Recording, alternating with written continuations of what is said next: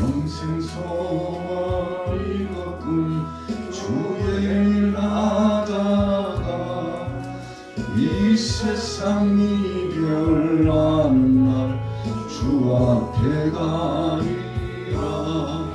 꿈같이 헛된 세상 일 취할 것 무엇냐. 이 수고함만 하여도 헛된 것뿐일세. 불같은 시험 많으나 겁내지 맙시다. 구주의 권능 그 신이 이기고 남겠네. 금보다 귀한 믿음은 참복의 되도다. 이 진리 믿는 사람들 다 복을 받겠네. 살같이 빠른 방음을 주위에 아끼세. 온몸과 마음을 바치고 힘써서 일하세.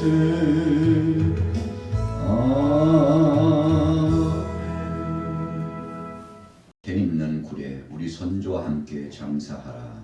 이 굴은 가나안 땅 모아베아 막달라가 돼 있는 것이라.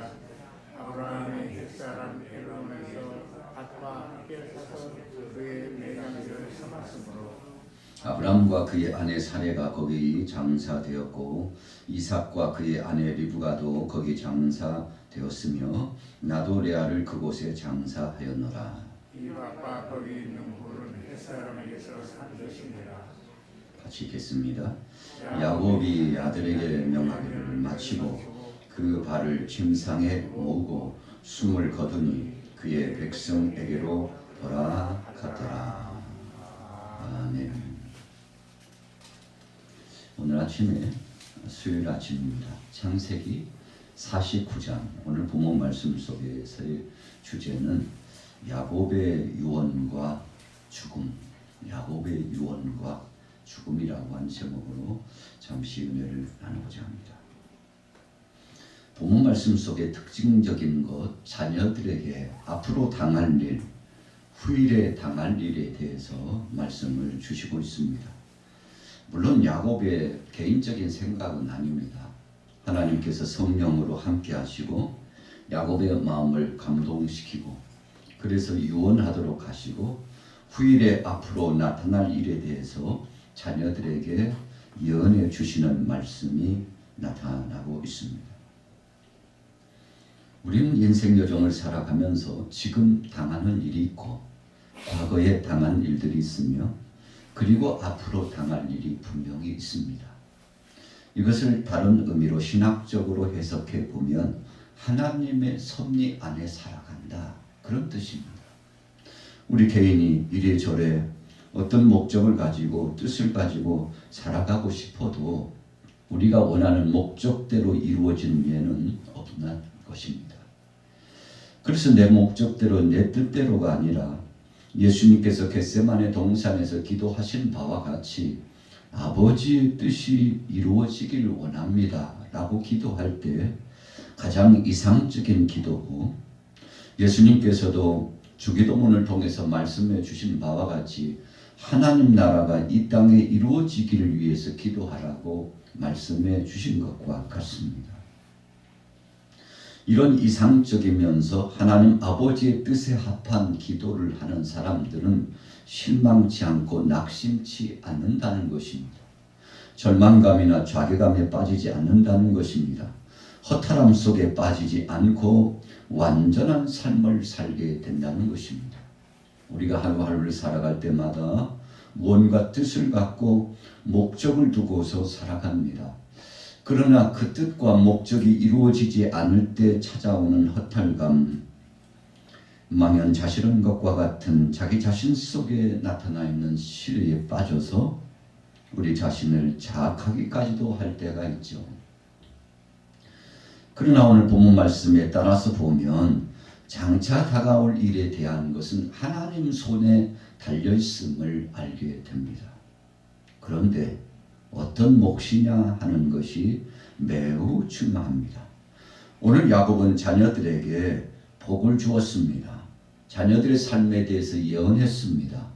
장차 자녀들이 어떤 삶을 가지고 살아갈 것을 말씀하며 선포했는데 그 축복, 복을 누리는 몫은 우리가 살아가는 삶의 죄의 성질과 아주 비교적인 의미 가운데 상대적인 역사가 있다는 것을 말씀하고 있습니다. 과거에 내가 어떻게 살아가느냐에 따라서 또 우리 조상들이 어떤 삶을 살아갔느냐에 따라서 분명한 영향력이 있다는 것입니다. 그래서 우리는 하루하루를 살아갈 때 그냥 무작정 무의식 속에 그냥 될 대로 되는 대로 생각되는 대로 살아가도 된다라고 생각하는 것은 하나님의 뜻과 성경을 잘 몰라서 그렇습니다. 하나님은 철저하게 죄의 문제를 가지고서 따지시는 하나님이라는 것입니다. 물론 우리가 예수 그리스도를 구주로 영접한 다음에 죄에서부터 해방되는 감격스러운 구원의 반열을 선물로 받았습니다만, 그러나 그 받은 선물을 우리가 감당하지 못하면 때로는 버리운 자도 될 수 있다는 것이 성경 속에서 말씀하고 있는 첫째 범위와 둘째 범위입니다.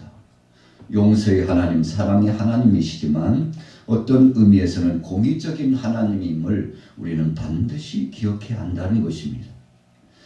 그래서 우리는 예수를 그리스도로 영접한 이후에도 바울이 그랬던 것처럼 혹시라도 내가 복음을 전해놓고 내가 무수한 많은 영혼을 구원의 반열에 속하도록 인도해놓고 주님 혹시라도 제가 버리운 자가 되면 어떻게 될까요? 주님 다른 이는 구원받고 나는 버리운 자가 될까 심히도 두렵사오니. 그래서 바울은 두렵고 떨림으로 자신의 믿음을 지키기 위해서 몸부림쳤다고 성경은 분명히 말씀하고 있습니다. 그래서 그는 십자가 외에는 자랑하지 않겠다고 했죠. 예수님 외에는 모든 것을 배설물로 생각하겠다고 했습니다.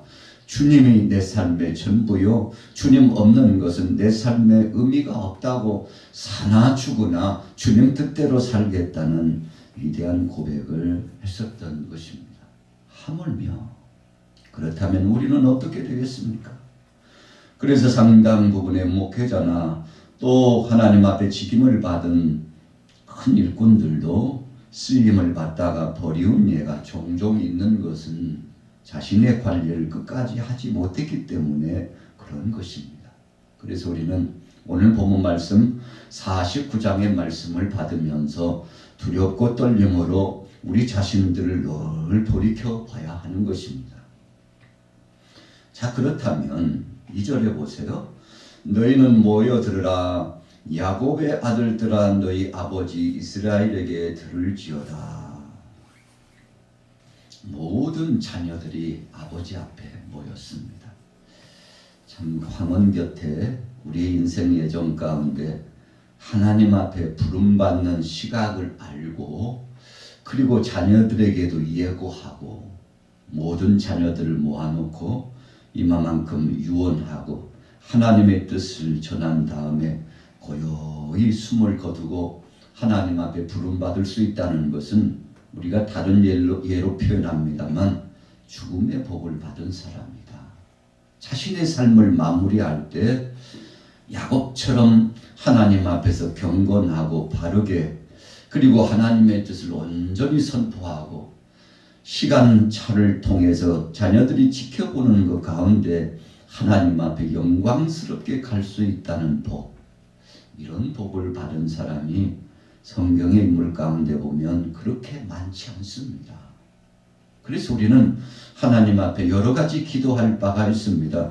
어떤 사람은 결혼을 위해서 기도하고 자신의 장래 진로를 위해서 기도하고, 그런데 우리 신앙인은 한 가지 더 꼭 기도를 빠뜨려서는 안 될 것이 주님 앞에 부름받을 때 영광스럽고 정말 복되게 부름받는 죽음의 과정에 복을 받길 원합니다. 우리는 그런 기도 제목을 빠뜨려서는 안 됩니다. 어떤 사람은 하나님 앞에 부름받기 전에 추하게 가는 사람이 있어요. 참 소스라치게 놀랄 만큼 참으로 그 사람의 과정들을 보면 야, 참 안됐다. 저렇게 힘들고 고통스러울까. 여러 가지 모양으로 평가를 할 때가 있습니다만 주님 앞에 부름받는 그 과정이 시작도 아름답지만 과정도 아름답고 마지막도 아름답다는 것은 참 복된 것이 아니겠습니까? 자, 야곱은 절제된 심정을 가지고 또박또박 한 자녀 한 자녀들에게 하나님의 뜻을 전합니다. 3절에 루벤이 등장합니다. 자, 뭐라고 말씀했나요? 너는 내 장자요 내 능력이요 내 기력의 시작이라. 이풍이 월등하고 권능이 탁월했다 그랬어요. 자, 그렇지만은 이렇게 표현했잖아요. 할 말이 있다는 것입니다.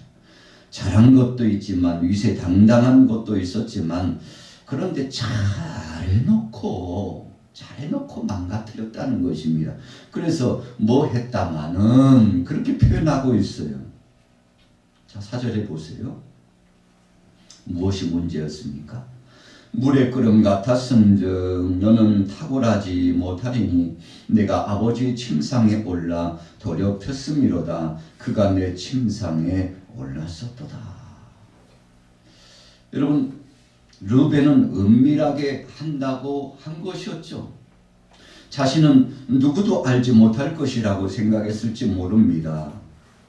야곱의 첩이었던 비라와 동침을 하게 된 사건이 창세기 35장 22절에 나타나고 있습니다만 어찌 보면요, 아버지 여인과 어머니격인 분과 더불어서 동침을 해서 육신적인 소욕을 절제하지 못하고 자기 몸관리를 하지 못한 것 때문에 잘하다가 망가뜨렸던 사람 가운데 한 사람이 되었던 것입니다. 그래서 그는 육체와 정욕을 관리하지 못했습니다. 여러분, 우리 인생 여정 가운데 몸으로 짓는 죄는 반드시 그 몸으로 받는다는 것을 우리가 기억해야 합니다. 그래서 르벤은 자신의 육체의 정욕을 절제하지 못함으로 말미암아 그것 때문에 정말 평생 살아가면서 고통을 당하는 예가 찾아왔습니다. 물의 끓음 같았는데, 그러나 탁월한 것 같았는데 뭔가 위험을 떨치고 세상의 위세를 떨치면서 사는 듯 했는데 정말 허무한 꼴을 당하게 된다는 것입니다. 어떤 사람은 천을 누리고 만을 누리는 것 같다가 하루아침에 그 모든 것들이 불타버리고 물거품처럼 사라져버리는 허무한 모습을 보는 사람들도 꽤 있습니다. 우리가 정치적으로나 또 경제적으로 정말 세상의 위세를 떨치면서 명성을 떨치는 사람들이 꽤 많이 있었죠. 그런데 말년에 보면 그들이 그것을 누리지 못하고 그것 때문에 괴로워하다가 간 사람들이 굉장히 많습니다. 참 치욕적이고 모욕을 당하는 사람이 많잖아요.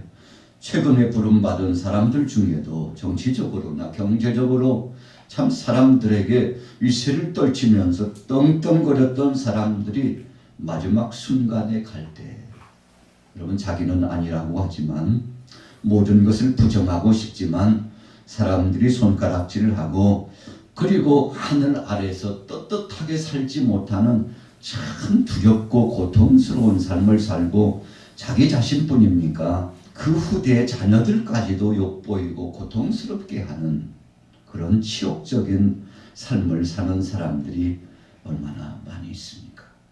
오늘 르벤이 그런 대표적인 사람이에요.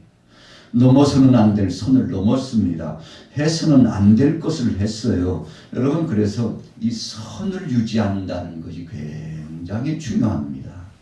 하나님은 그 모든 것을 감찰해보고 계셨다는 것입니다.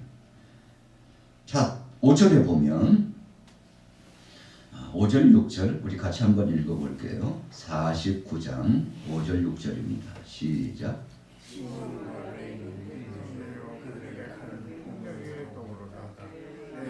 그들의 목에 상관하지 말지어다. 그들이 그들의 분노대로 사람을 죽이고 그들의 혈기대로 소의 발목 힘줄을 끊었음이로다. 아멘. 여러분, 시므온과 레위가 이제 나중에 레위는 레위 지파로 들어가서 그 반열 자체가 달라지죠. 그래서 이들은 레위 족속들은 약속의 땅 가나안 땅에 대한 분깃을 따로 받지 않습니다. 레위 족속은 하나님 앞에 영광 돌리면서 한평생 헌신하는 수종자로서 살아가게 되지 않습니까? 자, 이 모든 것 하나님이 정하신 바입니다. 시몬과 레위가 정말 의협심을 가지고 불의를 참지 못하고 나가서 행한 거 잘한 점도 있습니다만, 그러나 칼을 절제하지 못했어요. 그것 가지고 사람을 죽이고 자신들의 분노와 혈기를 절제하지 못함으로 말미암아서 당했던 그 고통과 괴로움은 이루 말할 수 없습니다. 야곱이 자녀들이 칼을 빼들고 나가가지고 주위 이웃들을 갖다가 하루아침에 사육했지 않습니까? 물론 정당방위적인 의미도 있습니다만, 아무리 정당방위적인 의미가 있고 마음의 분노, 의분이 끌어넘쳤다 할지라도 사람이 뭔가 내가 심판하려고 하면 또 다른 죄를 범한다는 것입니다. 우리가 사회생활 중에 주위 이웃 간에 정말 알만한 그런 사람들, 우리가 상식적으로 봐도 위로가 되고 정말 마음 아팠겠구나, 힘들었겠구나 라고 하는 사람들이 있습니다. 그런데 그러다가도 안타깝게 생각하는 것은 피해 복수를 하고자 해서 혈투를 벌이는 사람들입니다. 동정심도 가고 이해심도 가지만 또 다른 보복적인 죄를 탄생시킨 사람들의 그 말로는 정말 아름답지 못한 그 형상이 드러나게 되었다는 것입니다. 오늘 시몬과 레위가 할 만한 일을 했다고 생각했을 것입니다. 그러나 야곱은 두려웠어요. 왜 두려웠습니까?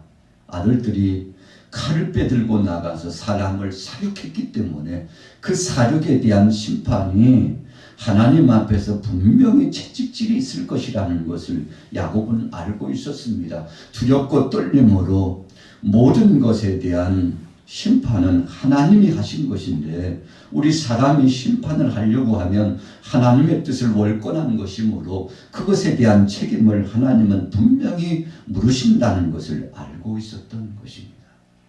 그래서 오늘 본문에도 보면 시몬과 레위의 그 자녀 반열 가운데 참 안타까운 일들이 나타나게 되는 일이 주어지게 됩니다만, 그래서 칼을 쓰는 자는 칼로 망하게 된다는 것에 대한 진리는 반드시 성립되는 것입니다. 8절에 보십시오. 유다가 나옵니다. 유다야, 너는 내 형제의 찬송이 될지라 그랬어요. 여러분, 유다가 책임을 갖고서 어려움을 당할 적에 십자가를 지는 아름다운 모습을 보였다고 강론을 통해서 우리가 생각했습니다만, 여러분, 그래서 한순간 한순간 선대하고 사랑으로 나가고 무거운 짐이지만 책임을 맡고, 그래서 중요한 중책을 잘 감당하는 사람들은 하나님께서 홀이라도 그냥 내버려 두시는 예가 없어요. 그래서 냉수 한 그릇에도 상을 주신다고, 여러분, 그래서 우리가 물질로 심으면 물질의 복을 받고 선한 마음으로 씨를 뿌리면 선한 보상을 받고, 하나님께서 심지어는 가난하고 연약한 자, 구제하는 사람들에 대해서는 하나님 앞에 구이는 것과 같다고 그렇게 말씀했지 않습니까? 마치 저축해 놓은 것을 받은 바와 같이 구제라는 것은 은밀하게 하면 할수록 하나님께서 혹은 100배, 1000배로 갚아주시는 아름다운 씨뿌림이라는 것을 말씀하여 주셨죠. 유다의 가정은 10절에 보십시오. 귀가 유다를 떠나지 아니하며, 귀라고 하는 것은 왕이 통치를 위해서 가지고 있는 지팡이죠. 그러니까 그 가정에 왕족 중심의 가정이 된다는 것입니다. 여러분, 그래서 우리가 성경을 보다 보면 참 신비감이 있습니다. 아, 그렇구나. 우리의 삶이 나의 당대로 끝나지 않고 후세대에게 시대한 영향력이 있구나. 내 삶의 믿음 굉장히 중요하구나. 신앙의 영향력이라고 하는 것은 대단하구나. 여러분, 그래서 10절 중반절에 보면 실로가 오신다고 했는데 실로는 예수 그리스도를 의미하죠. 그 가정에 그리스도가 오셨어요. 여러분, 이만큼 복된 것이 어디 있습니까? 22절로 넘어가 보면 요셉은 무성한 가지라고 그랬는데 요셉의 가정이 창대하게 됩니다. 여러분, 그렇게 창대하게 된 이유는 다른 형제들보다도 더 큰 몫을 받게 된 것은 그가 바로 믿음의 분량을 잘 지켰기 때문에 그렇습니다. 그래서 여러 가지 말씀의 표현이 있습니다만 결론을 말씀드리면 28절 후미에 나와 있습니다. 그들에게 축복하였으니 곧 그들 각 사람의 분량대로 축복하였더라. 아주 중요한 문맥입니다. 하나님은 분량대로 축복하셨습니다. 무슨 분량입니까? 믿음의 분량대로 축복하셨다는 것입니다. 하나님 앞에서 고람되고 신앙을 가지고서 절제할 것을 절제하고 순종할 것을 순종하고 끝까지 믿음을 지킬 것을 지켜나가고 손해를 보는 것 같아도 충직한 믿음을 가지고 살아가는 사람은 오리라도 하나님께서 그거 내버려 두지 않으시고 반드시 갚아주신다는 것입니다. 오늘 49장의 말씀을 통해서 핵심적인 몇 가지를 생각해 보았습니다. 오늘 저와 여러분들은 어떤 분량에 속하고 있습니까? 내게 부여하신 기도의 분량, 내게 허락하신 사명의 분량, 이거 잘 감당함으로 우리 당대뿐만 아니라 후세대들에게까지 큰 복이 임하게 되시기를 예수님의 이름으로 축원합니다.